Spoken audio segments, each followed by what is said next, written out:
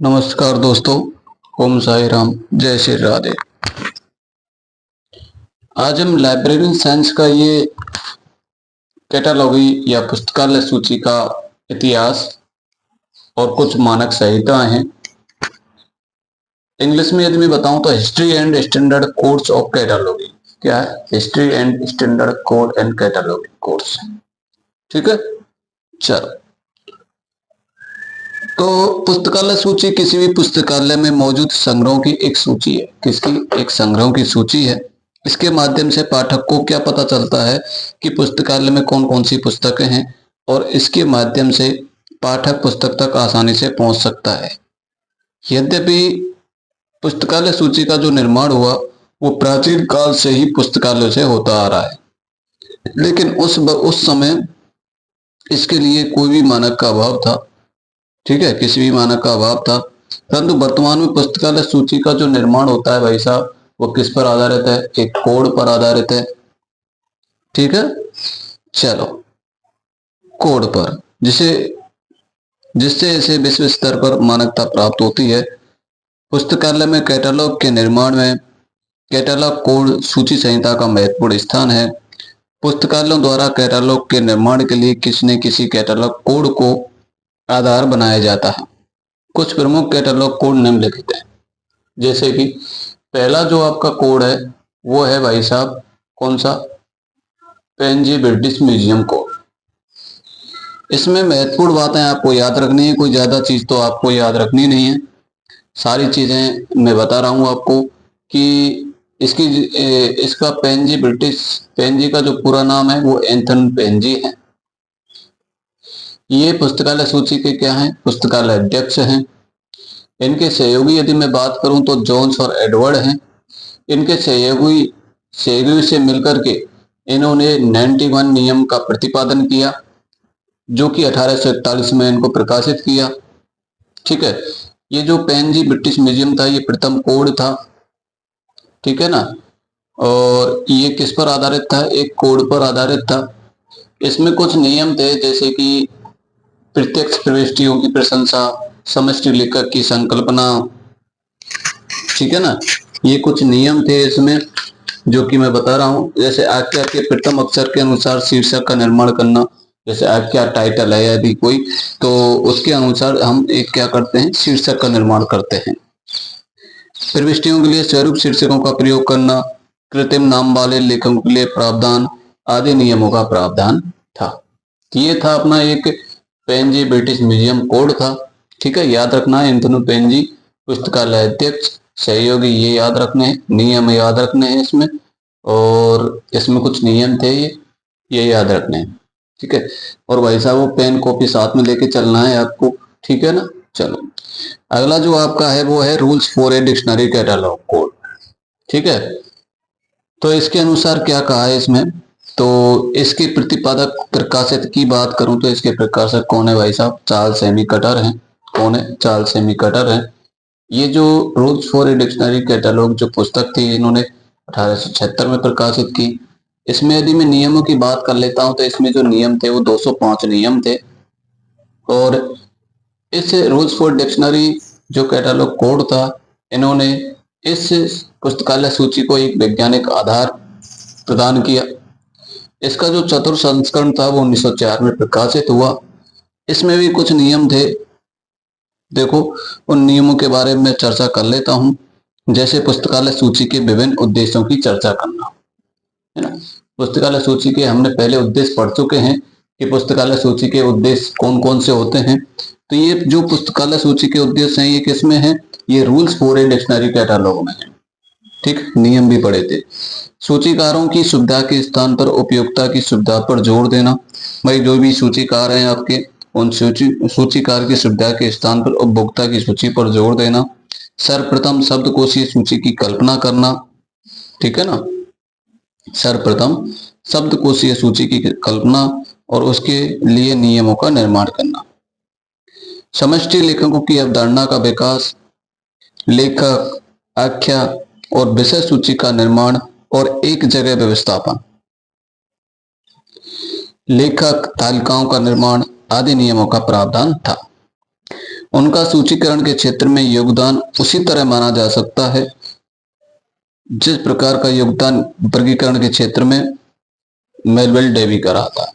तो हमेशा एक चीज इसमें याद रख लेना, रोज पूरे डिक्शनरी कैटलॉग में क्या याद रखोगे आप भाई साहब, इसमें एक चीज याद रख लेना कि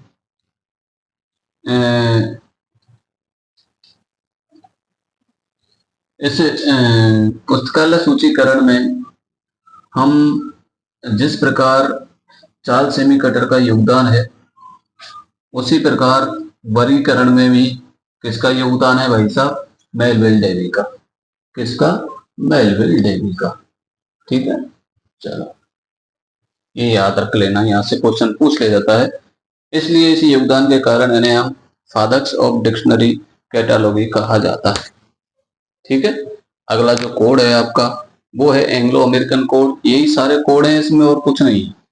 ठीक है, सिर्फ आपको याद रखना है, रटना है कुछ।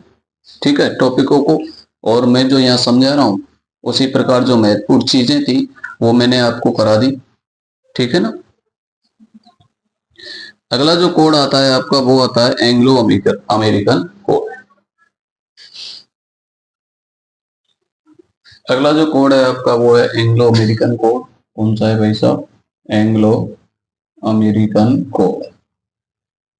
Anglo American code. ठीक है, यदि इस एंग्लो अमेरिकन कोड की मैं बात करूं तो जो इसका एक पुस्तकालय सूची के निर्माण के लिए मानकों का निर्माण, पुस्तकालय सूची के निर्माण के लिए किसका निर्माण? मानकों का निर्माण।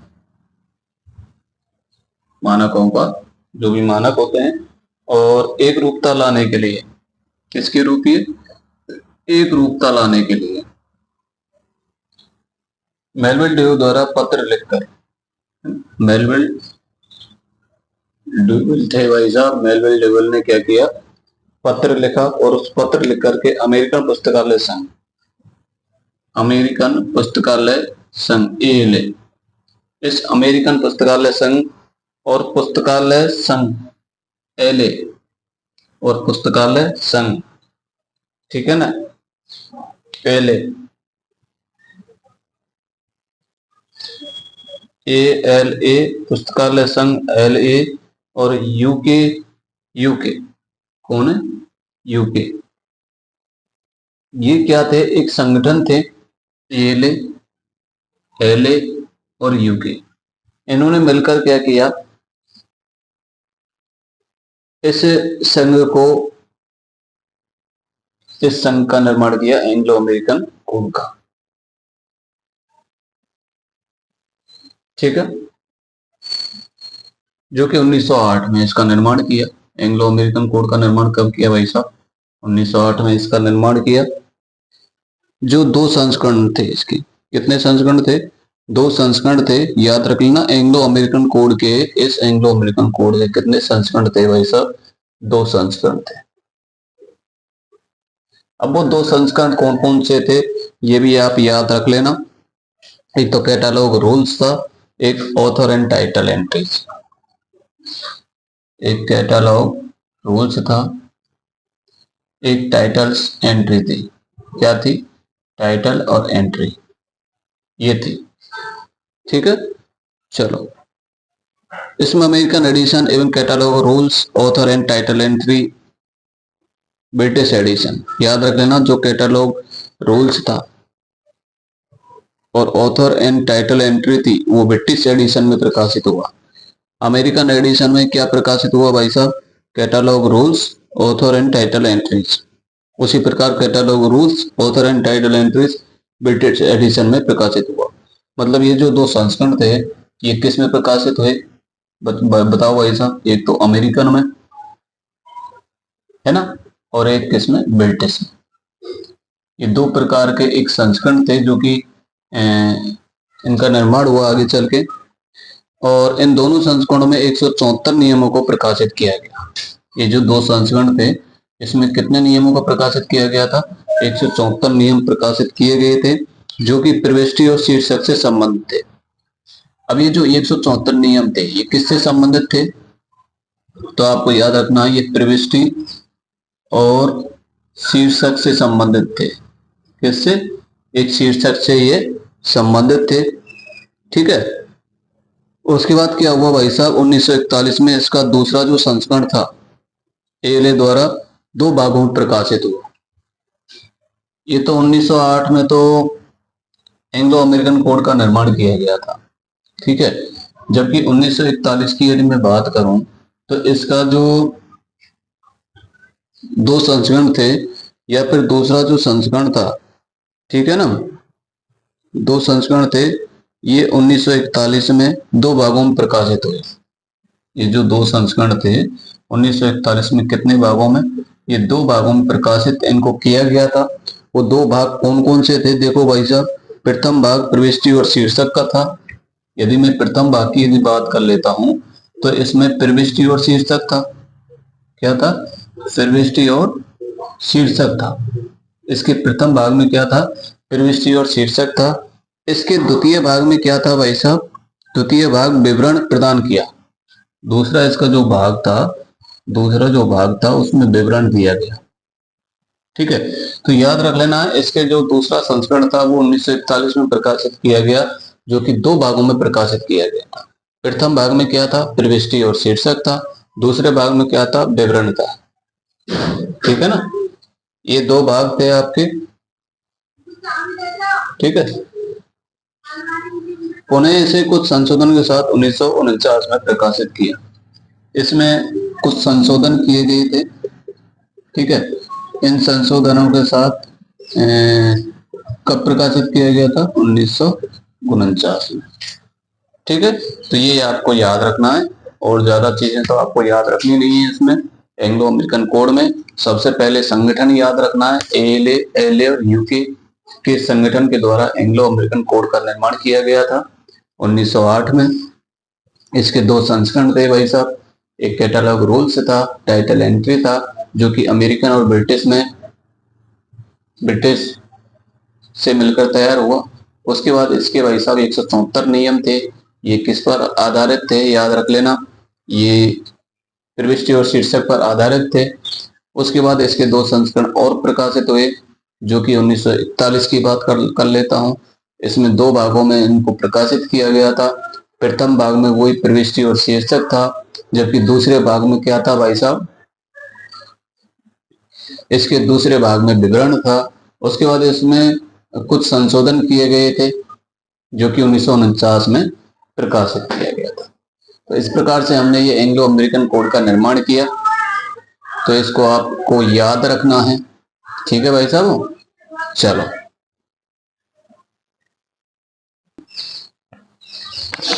अगला जो कोड है आपका वो है वर्गीकृत प्रसूचीकरण संहिता।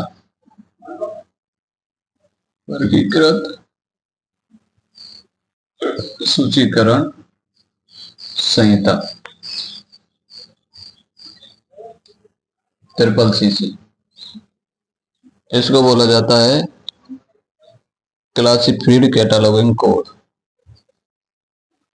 क्लासिफाइड कैटलॉगिंग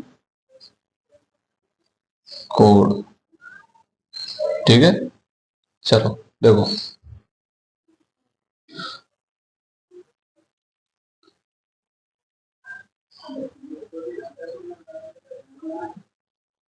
तो भारत के पुस्तकालय विज्ञान के जनक कौन है भाई साहब? बताओ।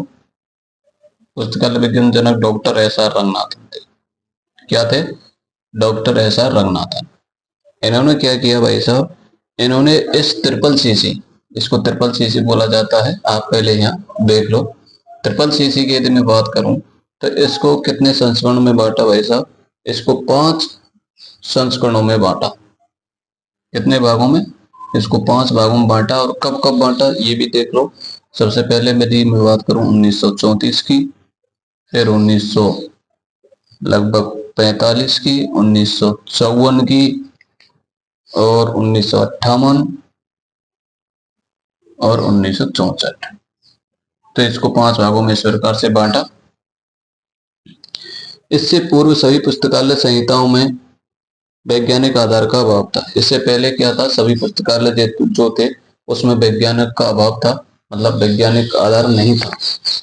ठीक है, ट्रिपल सीसी के दूसरे संस्करण में इन्होंने 5 सूत्र, उपसूत्र, नियम, सिद्धांतों का विकास कर इसे वैज्ञानिक आधार प्रदान किया। जो अपना ट्रिपल सीसी था, इसको एक वैज्ञानिक आधार प्रदान किया गया था, ठीक है, रंगनाथन के द्वारा। कौन सी बुक थी आपकी? थ्योरी ऑफ लाइब्रेरी कैटालॉगी 1938 में। विषय शीर्षक निर्माण के लिए, किसके लिए? 1938 की यदि मैं बात कर लेता हूं और थ्योरी ऑफ लाइब्रेरी कैटालॉग की बात कर लेता हूं, इसमें क्या हुआ बताओ, क्या हुआ था इसमें विषय शीर्षक निर्माण के लिए, किसके लिए? याद रख लेना, विषय शीर्षक निर्माण के लिए। इस विषय शीर्षक निर्माण के लिए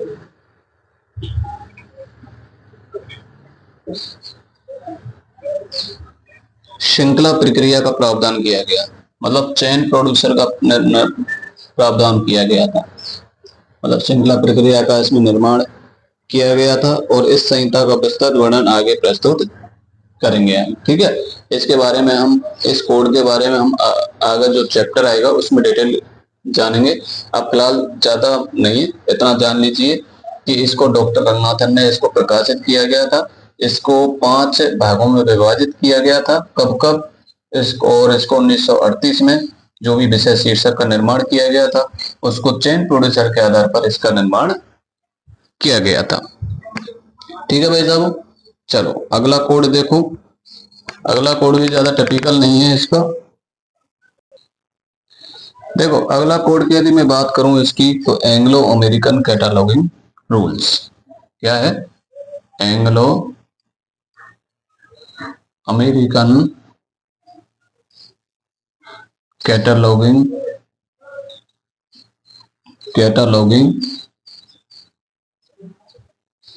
रूल्स फर्स्ट। देखो ये कोड क्या कह रहा है?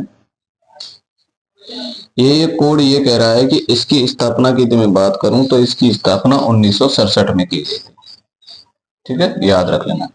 इसकी स्थापना कब की गई थी भाई साहब? 1967 में की गई थी। 1961 में, याद रख लेना। यदि मैं 1961 की बात कर लेता हूं इसमें, तो 1961 में दी इंटरनेशनल कॉन्फ्रेंस ऑन कैटालॉगिंग प्रिंसिपल का आयोजन किया गया। 1961 में किसका आयोजन किया गया था? इसमें दी इंटरनेशनल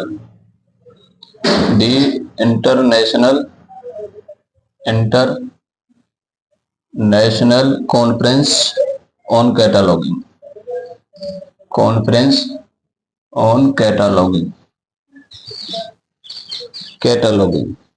प्रिंसिपल्स, इसकी स्थापना की गई थी 1961 में। और इसमें क्या किया गया था? इसमें choice and form of heading and author and title catalogue से संबंधित 12 सिद्धांतों को अपना गया। इसमें क्या अपना गया? इसमें भाई साहब 12 सिद्धांतों को अपना गया था, ठीक है, याद रख लेना। किसमें? इस दी इंटरनेशनल कॉन्फ्रेंस ऑन कैटालॉगिंग प्रिंसिपल में। कितने सिद्धांत? 12 सिद्धांत। सन 1967 में, याद रख लेना। 1967 की मैं बात करूं तो इस 1967 में किस किस के संगठन से इस कोड का निर्माण किया गया था, ये सबसे महत्वपूर्ण है, याद रख लेना कि इस एंग्लो अमेरिकन कोड का निर्माण किस किस के संगठन से निर्माण किया गया था। तो याद रख लेना, इसमें कौन कौन से थे भाई साहब? एक तो था अपना अमेरिकन लाइब्रेरी एसोसिएशन, मतलब ALA, ठीक है। उसके बाद लाइब्रेरी एसोसिएशन, मतलब LA, ठीक है। और कैनेडियन लाइब्रेरी एसोसिएशन, मतलब CLA। और भाई साहब क्या था इसमें? इनके सहयोग से इस एंग्लो अमेरिकन कोड का निर्माण किया गया था, फर्स्ट का निर्माण किया गया था। अच्छा, मैंने इससे पहले पढ़ाया था, ये तो था Anglo American cataloguing rules first था, और इससे पहले मैंने पढ़ाया था भाई साहब, कौन सा बताओ? एंग्लो अमेरिकन कोड खाली, ALA, ये पढ़ाया था। तो इसका भी संगठन किसके द्वारा हुआ था बताओ? ALA के द्वारा हुआ था, LA के द्वारा हुआ था, और UK के द्वारा हुआ था। और इसमें यहां अंतर क्या है? देखो, ALA, LA, CLA, ठीक है, इनके द्वारा इसका निर्माण किया गया था। और इनके द्वारा इसका निर्माण किया गया था। तो दो तो ओवनेस्ट हैं आपके, है ना, एक ये अलग अलग है। उसके बाद हम एक के बारे में और पढ़ेंगे, Anglo American cataloguing rules second. ठीक है, आगे पढ़ेंगे। तो इसमें क्या हुआ भाई साहब, ये इसको बोलते हैं डबल एसीआर फर्स्ट। ठीक है ना। अब इसमें ये जो कोड था एंग्लो अमेरिकन कैटालॉगिंग रूल्स, ये एक प्रिंसिपल, पेरिस प्रिंसिपल आधारित था। किस पर आधारित था ये जो कोड था ये किस पर आधारित था, पेरिस प्रिंसिपल पर आधारित था। ठीक है। अब देखो, ये दो संस्करण थे, इसके भी दो संस्करण थे, जैसे एएलए के दो संस्करण थे आपके, एक तो अमेरिकन था एक ब्रिटिश था, ऐसे ही इसके भी दो ही थे, अमेरिकन और ब्रिटिश, है ना। इनको दो संस्करण थे इसके, और वहां दो संस्करण थे, उनको दो भागों में बांटा गया था। और यहाँ हम जो इसके अमेरिकन और जो ब्रिटिश है, ये इनको कितने भागों में बांट रहा है भाई साहब, ये इनको तीन भागों में बांट रहा है। कितने भागों में, तीन भागों में बांट रहा है। तीन भाग कौन कौन से हैं इसके, जैसे प्रविष्टि और शीर्षक, कौन कौन से हैं, एक तो प्रविष्टि और शीर्षक है भाई साहब, ठीक है ना। एक आपका विवरण है और एक पुस्तक सामग्री, एक आपका विवरण है और एक आपकी पुस्तक सामग्री है, यह है पुस्तक सामग्री। तो ये इस प्रकार से इसको हमने तीन भागों में बांटा। ठीक है। देखो, प्रविष्टि और शीर्षक में क्या है, इसमें एंट्री एंड हेडिंग इसको बोला जाता है। प्रविष्टि को क्या बोला जाता है, एंट्री एंड हेडिंग। विवरण को हमेशा क्या बोला जाता है, डिस्क्रिप्शन बोला जाता है।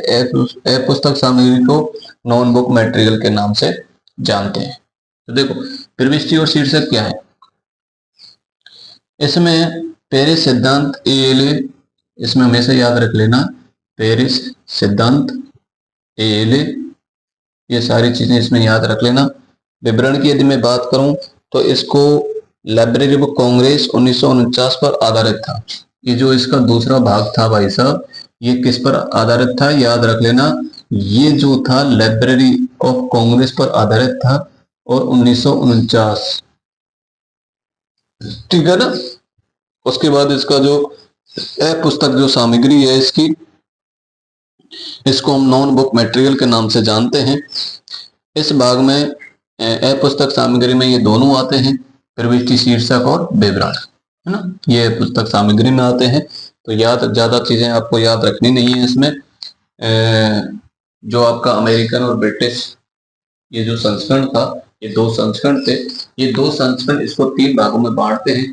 तीन भाग की बात करूं तो प्रविष्टि शीर्षक, विवरण और पुस्तक सामग्री, ठीक है ना, ये आपको याद रखना है। चलो, अगला जो कोड है आपका, यहां से क्वेश्चन अक्सर पूछा जाता है भाई साहब, एक क्वेश्चन इसमें से 101% आएगा आपका, ठीक है ना। दो क्वेश्चन की तो मैं नहीं बात कर सकता, लेकिन एक क्वेश्चन तो इसमें 101% आएगा। अब वो किसी भी कोड में से दे सकता है, ठीक है, याद रख लेना, रटना है आपको इनको। अगला जो कोड है आपका वो है भाई साहब ISBD। क्या है, ISBD कोड है। इसकी फुल फॉर्म यदि मैं बात करूं, फुल फॉर्म क्या है, international standard bibliographic, international standard bibliographic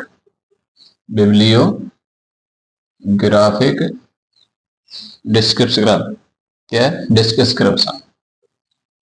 देखो, ISBD क्या है, इसको 1969 में कहां पर, कोपेनहेग में, जो भी सूचीकरण के विशेषज्ञ थे इनका एक अंतर्राष्ट्रीय सम्मेलन आयोजित हुआ, ठीक है ना।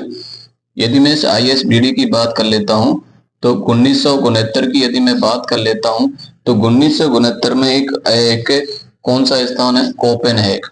कौन सा है भाई साहब, कोपेनहेग। इस कोपेनहेग में क्या हुआ, एक सम्मेलन का आयोजन हुआ। उस सम्मेलन का जो नाम है आपका वो है इंटरनेशनल मीटिंग, क्या नाम है, बताओ। International international meeting of कैटालॉगिंग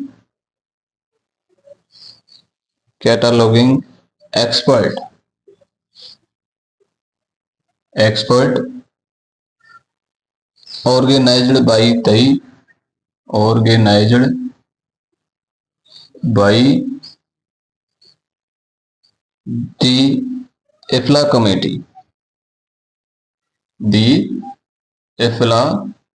committee. याद रख लेना, क्वेश्चन यहां से छपेगा। Committee on कैटालॉगिंग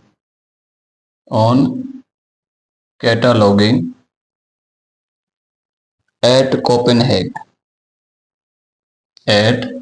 कोपेनहेग। मतलब ये बात कर रहा है कि जो भी सम्मेलन हुआ था उस सम्मेलन का नाम था IMCE। क्या था भाई साहब? IMCE। ये एक सम्मेलन था 1969 में। किसके सहयोग से? इफ्ला के सहयोग से 1969 में इस सम्मेलन का आयोजन हुआ, जिसकी स्थापना ISBD की स्थापना की गई। ठीक है, ये एक सम्मेलन था कोपेनहेग में। उस सम्मेलन का नाम था, या कंपनी मान लो, उस कंपनी का नाम था IMCE। और इसका जो आयोजन कर रहा था वो इफ्ला कर रहा था। कब? 1969 में। ठीक है, चलो। इसका मुख्य उद्देश्य भाग में विवरण के तत्वों की पहचान करना। इसका जो मुख्य उद्देश्य था, बिब्लियोग्राफिक के जितने भी तत्व होते हैं आपके, बिब्लियोग्राफिक के जो भी तत्व होते हैं उनकी क्या करना है? उनकी पहचान करना है ना, ये इसका उद्देश्य था। उसका अनुक्रम निर्धारित करना तथा उसके कार्यान्वयन करना। अच्छा देखो, ISBD का कार्य जो होता है वो प्रलेखों के सूचीकरण के दौरान, जो भी प्रलेख होते हैं आपके, उन प्रलेखों के सूचीकरण के दौरान सल्लेखों, प्रविष्टियों में ग्रंथपरक विवरण प्रदान करने के लिए, जो भी आपके सल्लेख होते हैं, प्रविष्टि होती है, उनमें ग्रंथपरक विवरण प्रदान करने के लिए सल्लेखों, प्रविष्टियों में ग्रंथपरक विवरण प्रदान करने के लिए अंतर्राष्ट्रीय स्तर पर एक मान्यता प्रदान करना है। इसका जो प्रथम प्रकाशन जो हुआ वो ISBD-M का हुआ, जो कि अब देखो यहां से कुछ मानक और थे ISBD से संबंधित, जैसे ISBD-M, ISBD-G। ठीक है, उनके बारे में पढ़ेंगे। ठीक है भाई साहब, देखो ISBD से संबंधित और कुछ कोड थे आपके। जैसे सबसे पहले बात करूं मैं ISBD-M की। इसकी यदि शुरुआत की बात करूं तो इसकी शुरुआत 1971 में हुई। ठीक है ना, इसका जो काम शुरू हुआ वो 1971 में शुरू हुआ। और इसका प्रकाशन की यदि बात करूं तो इसका जो प्रकाशन हुआ है भाई साहब वो 1974 में हुआ है। ठीक है, ये याद रखना है आपको। और इसकी सफलता को देखते हुए इसके अन्य संस्करण भी प्रकाशित किए गए। फिर इसके बाद आया ISBD-G। कौन सा आया? ISBD-G। इसका जो काम शुरू हुआ आपका 1975 में। ठीक है, इसका यदि काम शुरू हुआ वो 1975 में इसका काम शुरू हुआ। और इसका यदि प्रकाशन की बात करूं तो इसका जो प्रकाशन हुआ है वो 1977 में हुआ। ठीक है, याद रख लेना, दो चीजें पूछ रहा है यहाँ से कि ISBD का काम कब शुरू हुआ, तो 1971 में। इसका प्रकाशन कब किया गया था? 1974 में। ऐसे ही ISBD की यदि मैं बात करूं तो इसकी शुरुआत कब की गई थी? 1975 में। और इसका जो प्रकाशन हुआ है वो 1977 में। ठीक है, चलो। जो वास्तव में AACR-2 पर आधारित था। ये जो ISBD जो G है ये किस पर आधारित था? याद रखना है, किस पर? AACR-2 पर ये क्या था? एक आधारित था। ठीक है, ये याद रख लेना। ठीक है, तो ISBD-G की यदि मैं बात करूं 1975 AACR-2 पर ये आधारित था। इसमें प्रलेखों के डेटा तत्वों को ISBD-G की यदि मैं बात करूं तो प्रलेख प्रलेखों के जो भी आपके डेटा तत्व होते हैं, क्या होते हैं, डेटा तत्व, इनको 8 क्षेत्रों में बांटा गया है। कितने क्षेत्रों में? इनको 8 क्षेत्रों में बांटा गया है। अब देखो, उसके बाद ISBD-M को भी 8 क्षेत्रों में बांटा गया है, ISBD-G को भी 8 क्षेत्रों में बांटा गया है। ठीक है, ये आपको याद रखना है। मतलब ISBD-M को भी 8 क्षेत्र हैं और ISBD-G के भी आपके 8 क्षेत्र हैं। दोनों के समान क्षेत्र हैं। ठीक है, समान मतलब 8-8, वैसे अलग अलग हैं दोनों के। ठीक है, तो इन 8 क्षेत्र, सबसे पहले हम ISBD-M के क्षेत्रों के बारे में बात करेंगे। इसके बारे में ISBD-M, इसके कितने क्षेत्र हैं? 8 क्षेत्र। अब कौन कौन से हैं उनके बारे में हम आपको बताते हैं। सबसे पहले मैं बात करूं तो, अच्छा एक चीज लिख देता हूं, ये तो आपने इसकी फुल फॉर्म तो आपको पता ही है इसकी, तो इंटरनेशनल स्टैंडर्ड बिब्लियोग्राफिक डिस्क्रिप्शन, यही है इसकी फुल फॉर्म, क्या यही तो है। अच्छा, अब इसके 8 क्षेत्र की बात करें तो एम का मतलब होता है भाई साहब मोनोग्राफ। क्या होता है? एक मोनोग्राफ होता है। उसके बाद ISBD-S की बात कर लेते हैं, तो इसका जो नाम होता है वो सीरियल्स होता है। उसके बाद CM की बात कर लेते हैं, तो CM का जो नाम होता है वो और कार्टोग्राफिक मटेरियल, और कार्टोग्राफिक मटेरियल, है ना। CM का मतलब क्या होता है, यहाँ से फुल फॉर्म पूछी जाती है कि ISBD-CM की फुल फॉर्म क्या है। ठीक है, और क्वेश्चन ये भी पूछ लिया जाता है कि जो ISBD के डेटा तत्व 8 हैं, इनमें शामिल कौन सा है और कौन सा नहीं, ये पूछ लिया जाता है अक्सर क्वेश्चन में, है ना, याद रख लेना एग्जाम में। उसके बाद CP का जो अर्थ होता है वो होता है भाई साहब कंप्यूटर कंपोनेंट पार्ट। क्या होता है CP का अर्थ? कंपोनेंट पार्ट होता है। ठीक है, CP का अर्थ कंपोनेंट पार्ट होता है। OB का अर्थ ओल्ड प्रिंटेड बुक होती है। OB का अर्थ क्या होता है? ओल्ड प्रिंटेड बुक होती है। ठीक है, OB का अर्थ। उसके बाद AB है, इस AB का अर्थ क्या है? Audio visual. ठीक है, क्या है? Audio visual. उसके बाद CF की बात करते हैं, तो CF का जो मतलब है आपका वो होता है कंप्यूटर फाइल्स। क्या होती है? Computer files. ठीक है ना। उसके बाद लास्ट जो है ISBD-G है। ये क्या है? G। इस G का जो अर्थ है वो जनरल डॉक्यूमेंट। क्या है? General document. तो इस प्रकार से हमने इसको 8 भागों में बांटा ISBD-M को। उसी प्रकार हम ISBD-G की बात करते हैं, तो ISBD जो G है आपका, इसके भी आपके 8 तत्व हैं। कितने तत्व हैं? इसके भी आपके कितने हैं भाई साहब? 8 तत्व हैं। लेकिन ISBD जो G है आपका वो किस पर आधारित है बताओ?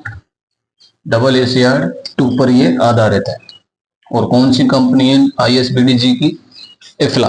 कौन सी कंपनी? एफ्ला। ठीक है, तो मेन चीज तो आपको इतना याद रखना है। अंत में एफ्ला ने सभी प्रकार के प्रलेख, अंत में क्या आया? ISBD-G की यदि मैं बात करूं, ISBD-G की बात करूं तो अंत में आया एफ्ला। कौन आया? एफ्ला। अब इस एफ्ला ने क्या किया कि जो भी आपके प्रलेख थे, क्या थे? प्रलेख।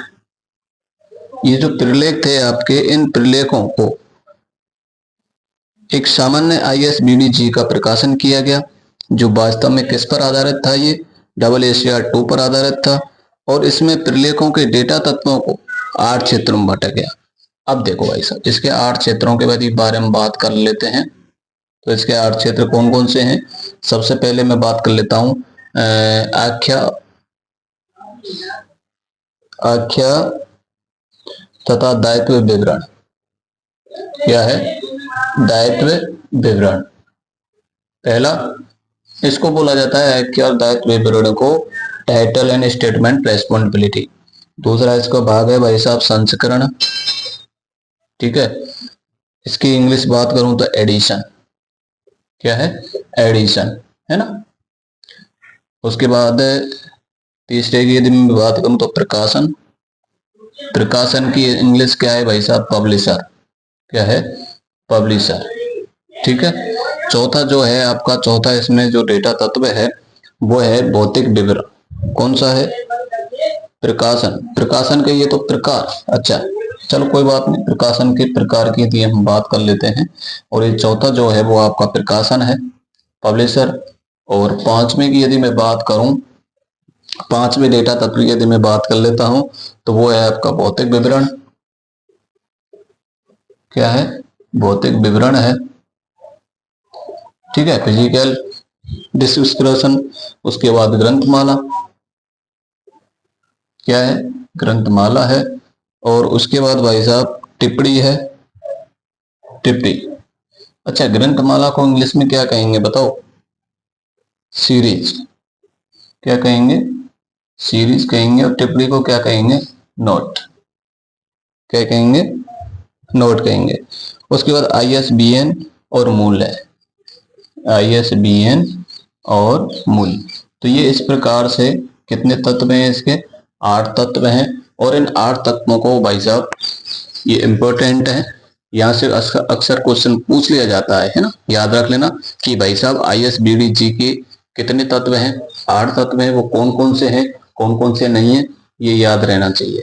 उसी प्रकार हमने ISBDM के 8 तत्वों के बारे में पढ़ा, जो कि कितने हैं भाई साहब, कौन कौन से हैं ये भी आपको बता दिया है। तो इस प्रकार से ये जो आपका, अब जो आपका लास्ट कोड है, लास्ट कोड बचा हुआ है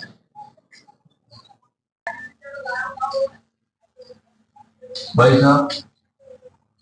इस पुस्तकालय सूचीकरण का जो कोड का लास्ट टॉपिक है आपका, उसका नाम है AACR सेकंड।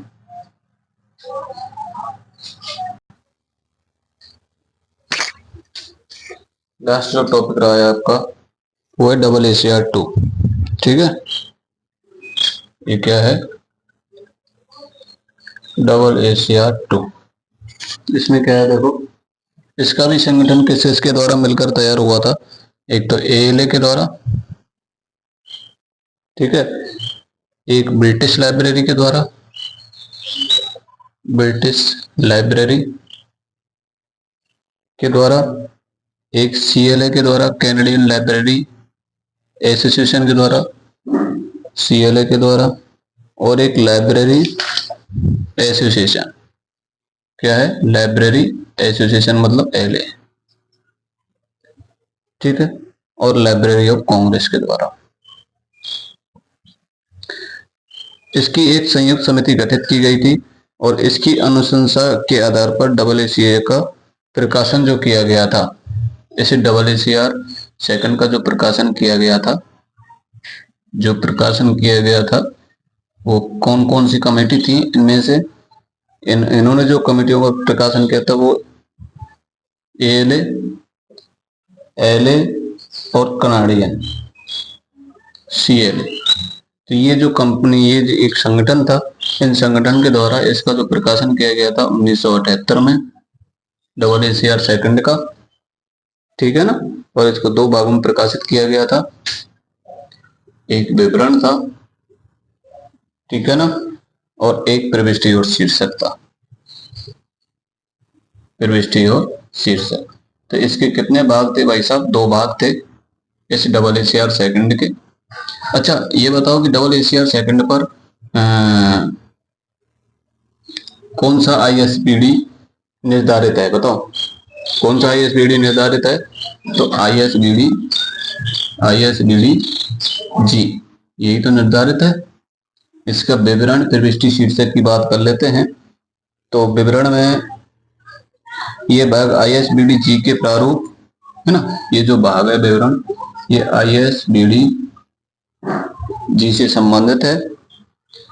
तथा पुस्तक सामग्रियों, और इसमें क्या है, पुस्तक सामग्री, जो भी ये पुस्तक सामग्री है उन पर यह आधारित है। जबकि प्रविष्टि और शीर्षक की यदि मैं बात करूं तो ये जो सिद्धांत है प्रविष्टि और शीर्षक, ये पेरिस सिद्धांतों सिद्धांतों पर ये अमल करता है। ठीक है ना। अब देखो इसके AACR सेकंड 2 की यदि मैं बात कर लेता हूं तो इसको पुनः संशोधित, इसके संस्करण यदि मैं बात करूं पुनः संशोधित जो भी संस्करण थे वो कौन कौन से थे, ये कब प्रतिपादित किए गए थे, याद रख लेना 1988, ठीक है, और 1998, 2000 तो इनमें ये प्रकाशित किए गए थे, जो कि पुस्तक और CD रोम स्वरूप में उपलब्ध हैं। किस पर उपलब्ध हैं ये, इनकी जो पुस्तक है वो CD रोम में उपलब्ध है। किसमें उपलब्ध है, CD रोम में। तो इस प्रकार से भाई साहब इस AACR सेकंड के बारे में हमने आपको कंप्लीट विवरण दिया। ठीक है। तो इनका जो संगठन था वो ALA था, LA था, CLA था। ठीक है ना। और 1978 में इसको प्रकाशित किया गया था। इसके 2 भाग थे, एक विवरण था, एक प्रविष्टि शीर्षक था। इसके यदि पुनः संशोधित संस्करण की यदि मैं बात कर लेता हूं तो पुनः संशोधित इसके संस्करण का नाम जो कब कब इनको प्रकाशित किया गया था, 1988, 1998 और 2002 में। ठीक है भाई साहब। तो थोड़ी सी आपकी एक सारणी है, तो सारणी को भी आप एक बार देख लो। वैसे तो हमने सारणी जो भी सारणी दे रखी है इसके बारे में पूरा डिटेल हमने जान लिया है पहले ही। ठीक है ना, एक बार जान लो।